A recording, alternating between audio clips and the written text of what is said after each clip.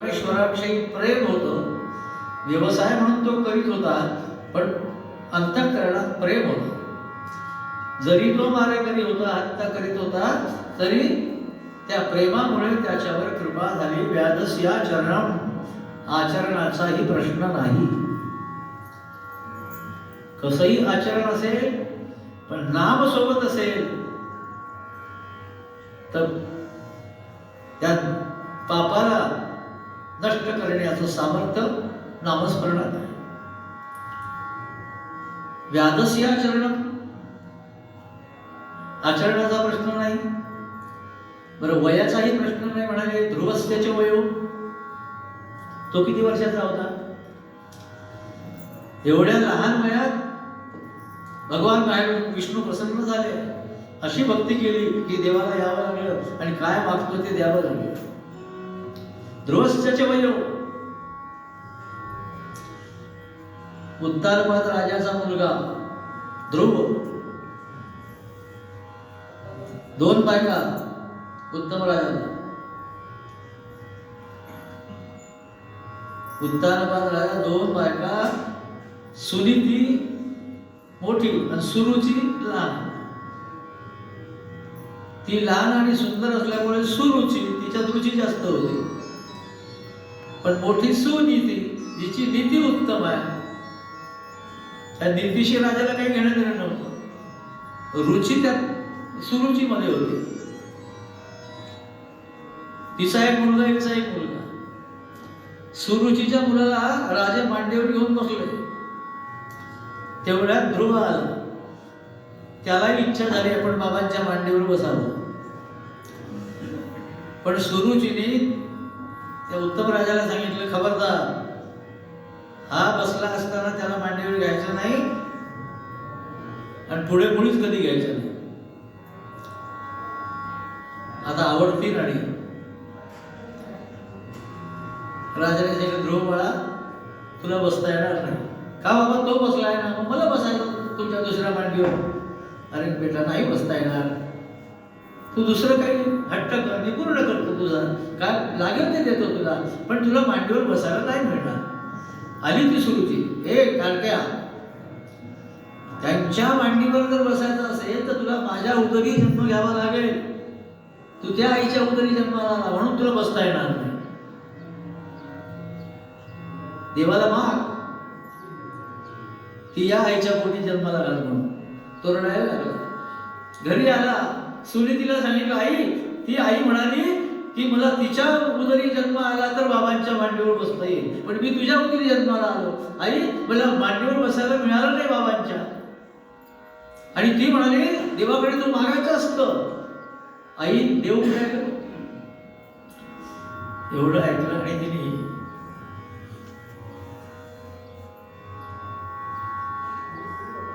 ध्रुवाला जवळ धरलं. बाळा, बरोबर आहे, देवाने तुला माझ्या उदरी जन्माला घातलं. आता ती तुझी आई बाबांना खूप आवडते. त्या दोघांचं मत नाही तर नाही, त्यात काय दुःख नाही. ती म्हणाली, देवाला काही मागितलं नाही, आता मी मागतो. देव कुठे सांग बरं? अरे बाबा, देव असा नाही भेटत. त्याला साधना करावी लागते, वनात जावं लागतं, कंदमुळं फळं खावी लागतात, पायी चालावं लागतं, पूर, वारा, पाऊस याचा त्रास होतो. हे सगळं तुला मी का सांगते? हे तुझ्या उपयोगाचं नाही आणि तुझं करण्याचं वयच ना. जाऊ दे, आपणच बरे, घरी बरं, नको बसू मांडीवर. नाही, ती म्हणाली ना, देवाला मागितलं नाही मी, आता देवाला मागणार. आणि देव कुठे आहे तो मला सांग. तू आता म्हणाली वनात आहे तर मी वनात जातो. मी जाणार म्हणजे जाणार.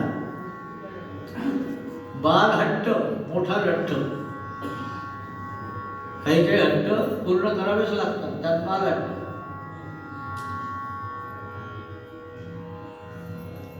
हट्टी मुलं असतात, आई वडिलांना मागतात आणि मागितलं नाही तर आकांत करतात. त्यांचं रडणं, ते आदळआपट आणि त्याच्या जीवाला त्रास हे माता पित्याकडून बघवत नाही, ते घेऊन द्यावंच लागतं. बाल हट्ट. तसं ध्रुवाने निश्चय केला, आम्ही देवाकडे जाणार. राजाला कळलं, राजाने खूप समजावलं, तुला काय पाहिजे ते देतो, विनाकारण साधा हट्ट करू नको, त्यापेक्षा काही जास्त देतो. ते म्हणाले, आता मी तुम्हाला काही मागणार नाही, जो देणारा आहे त्यालाच मागेल. निघाला मनामध्ये. देहाचं भान नाही. देवाची भेट घ्यायची, देवाला मागायचं, देवाशिवाय दुसरं ध्यान नाही. आणि देव कधी पाहिला नाही, जग कसा करतात ते माहित नाही, फक्त देव देव भेटायचं आहे, एकच ध्यास.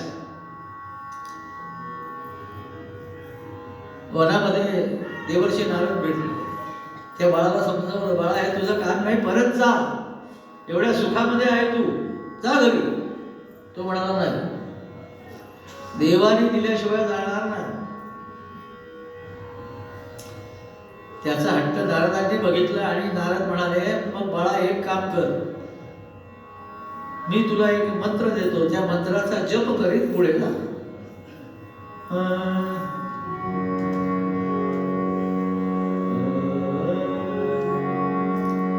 कोणता मंत्र दिला नारदांनी? ओम नमो भगवते वासुदेवाय. ओम नमो भगवते वासुदेवाय. ओम नमो भगवते वासुदेवाय. ओम नमो भगवते वासुदेवाय.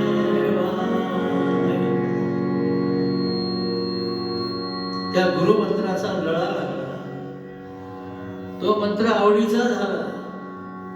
शेवटी इतक्या आनंदात तो मंत्र म्हणत म्हणत निघाला. आता मात्र कसलंही भान नाही, ऊन वारा पाऊस काटे काही नाही, एकच द्या. ओम नमो भगवते वासुदेवाय. ओम नमो भगवते वासुदेवाय.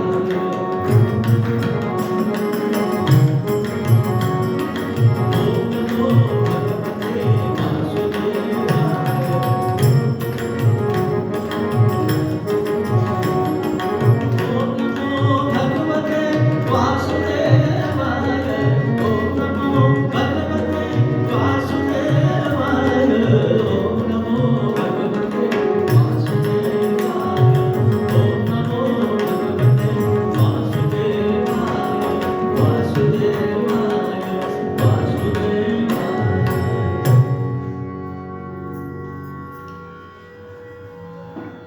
त्याची ती भक्ती पाहू, प्रेम भक्ती पाहू, प्रेम स्वरूपा भक्ती पाहू. भगवान महाविष्णू प्रकट झाले, तेजपुंज रूप मूर्ती समोर पाहिली.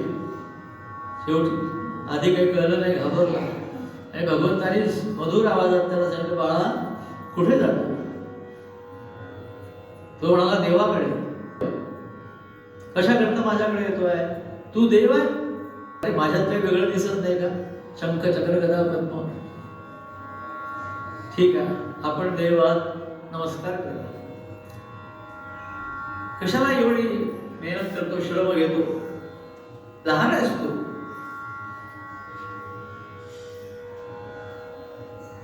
त्याने ती घटना सांगितली, मला मांडीवर बसायला मिळालं नाही. आता मी तुम्हाला अशी जागा मागणार आहे, माझ्या हक्काची जागा. त्या जागेवरून मला कुणीही उठवणार नाही. बरोबर, अशी जागा हवी आहे तुला? मग आई, तुझ्या प्रेमामुळे मी सुद्धा ठरवलंय की ही जागा कोणाला दिली नाही, मी तुला देणार. आणि कोणती जागा दिली त्याला? जे कुणाला दिली नाही ती त्याला दिली. सर्वांना माहिती. ज्यांनी ज्यांनी प्रेम भक्ती केली त्यांना मनासारखंच मागणं दिलं. डॉक्टर वसंतराव देशपांडेचे स्वर आठवतात मला. आढळपदी अंबरनाथ, आढळपदी अंबरनाथ, बसविले ध्रुवा,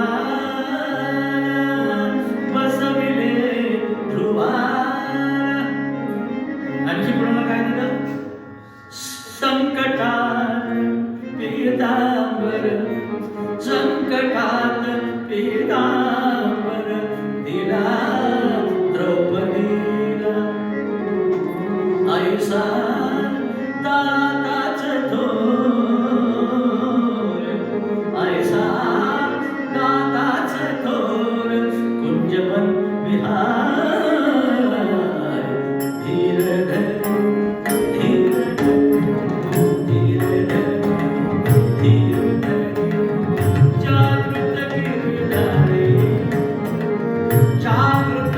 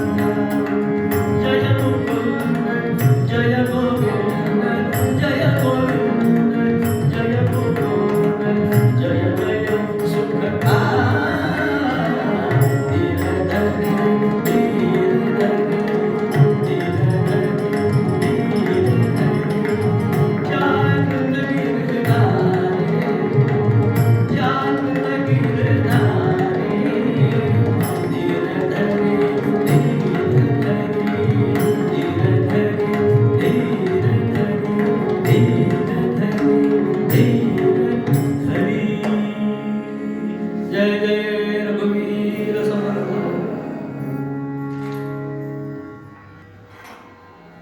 तिथे सज्जन आहे वरपांगी भक्ती नको म्हणून एकनाथ महाराज म्हणाले रांडीवेने जे मी शृंगार पै केला आणि प्रेमे वीण झाला ज्ञानी तैसा याच्यावर जास्त विवेचन नको आपण सुख द्या